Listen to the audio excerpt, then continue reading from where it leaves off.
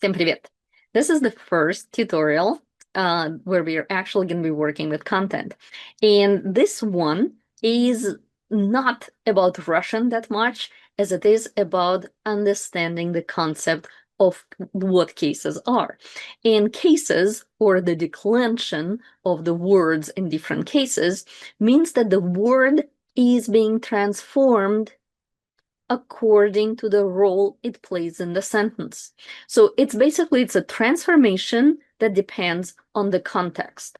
And we are going to look at different contexts, and we're going to look at different examples on this worksheet.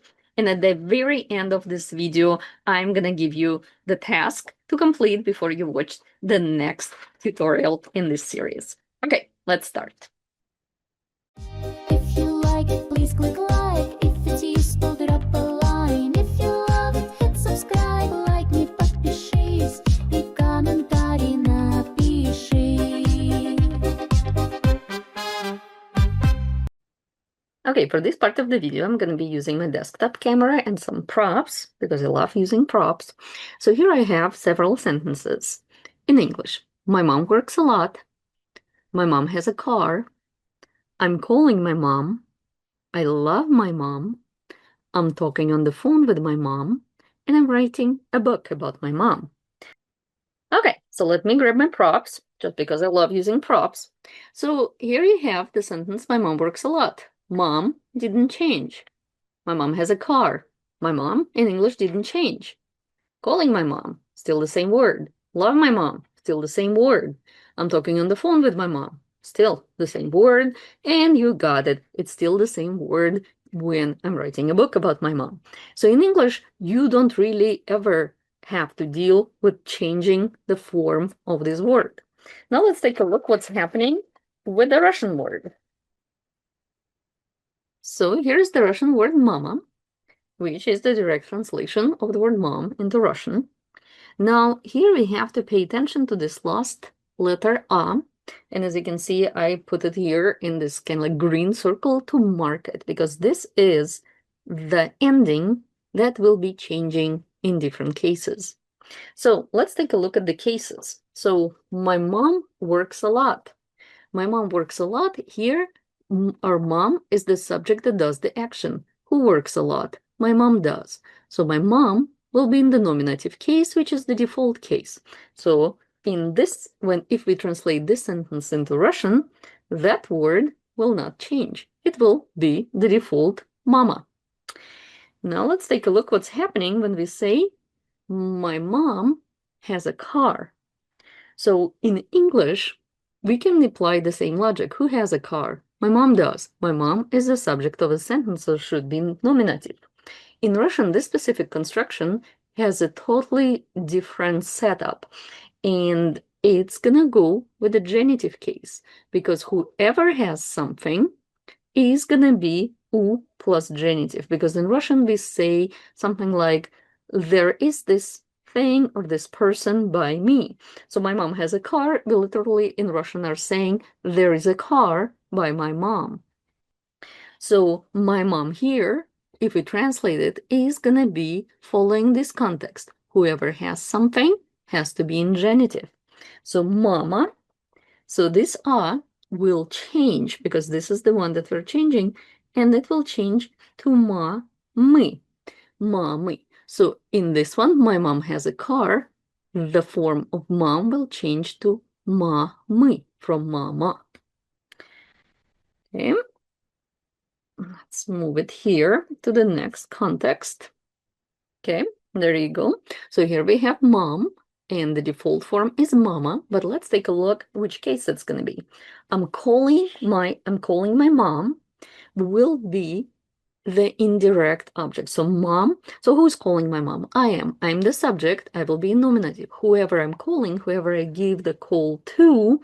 So basically, mom is going to be receiving the action and kind of benefiting from it, because which mom doesn't like getting a call from her kids? So mom here is the indirect object and is going to be in dative. So the word mama, the default one, will change to ma, me.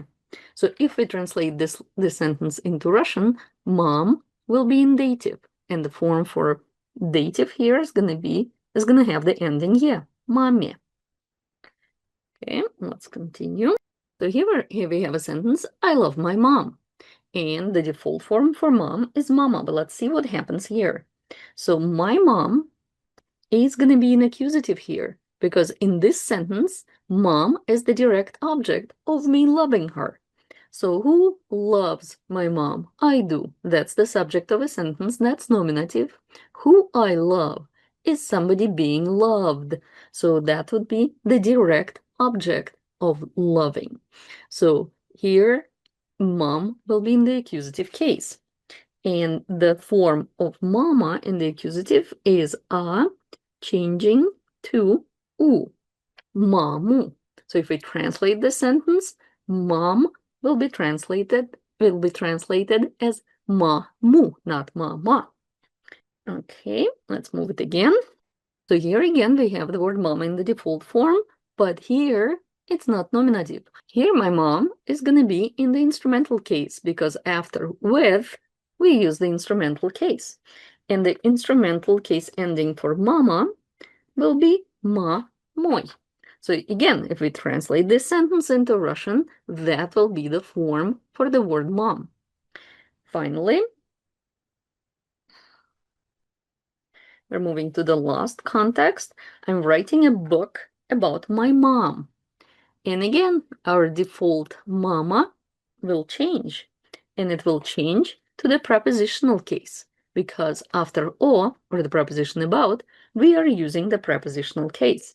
And the prepositional case form for mama is ma, me, mommy, mommy. So that's how the noun changes.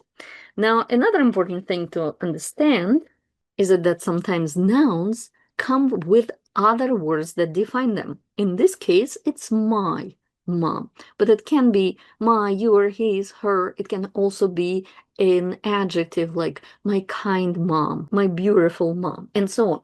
So these pronouns and adjectives will again go with the word mom. And again, in English, it doesn't change. My mom never changed in any of these contexts. But as you can guess, in Russian, the word my will be changing together with mom. So it will change in all the cases, and it's gonna follow exactly the same pattern, because mom is the main word and my just goes with it. So for the nominative, we'll be using the nominative form моя mama. And here, моя, the ending ya will be changing, and you remember in mama, the ending a will be changing.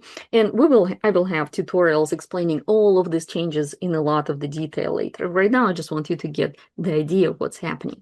So here, remember, we have to switch to genitive. So the forms, both forms will switch. And it will be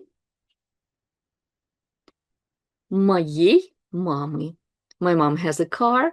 The form for my mom in Russian will be моей мамы. I'm calling my mom. We have to switch to dative. So here we have моя мама, and in dative, моя switches to моей, and mama switches to маме. Моей маме. Then we have to switch to accusative. Okay, so again, the default моя мама will switch to мою маму. Got this much here, but you see it. Мою маму. Then talking on the phone with my mom will be in the instrumental case. Моей мамой. Моей мамой. And finally, prepositional will be also моей маме. Моей маме.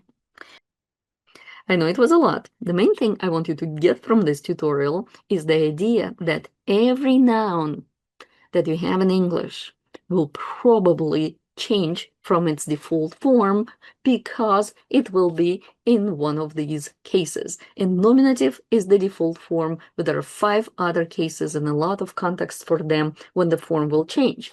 Now, don't worry about the endings. I will have separate tutorials where we will work through the endings and how they change in different cases for nouns and for adjectives and pronouns. And we will also translate a bunch of sentences that will help you figure out how to get from, English to the Russian step by step by applying your knowledge of cases. Okay, I hope it was useful and you're starting to kind of like grasp the idea of how cases work. And you will have a task before you watch the next video. So the next several videos are gonna work through this handout and we're gonna work through the context for each case. And again, there will be other videos where I will go into a lot more context for each case, but for now, we're gonna focus at one case at a time.